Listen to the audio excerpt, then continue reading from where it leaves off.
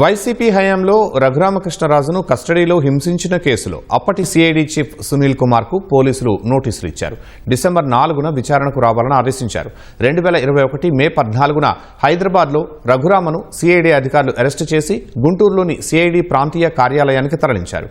అదే రోజు రాత్రి కస్టడీలో తనపై హత్యాయత్నం చేశారని రఘురామ వైసీపీ హయాంలోనే ఫిర్యాదు చేసినా అప్పట్లో పట్టించుకోలేదు. కూటమి అధికారంలోకి వచ్చాక 2024 జులై 11న రఘురామ నగరంపాలెం పోలీస్ స్టేషన్లో ఫిర్యాదు చేశారు. పోలీసులు ఈ కేసులో సునీల్ కుమార్ను A1గా పేర్కొన్నారు. A4గా ఉన్న అప్పటి సిఐడి డీఎస్పీ విజయ్ పాల్ను గతంలోనే అరెస్టు చేశారు.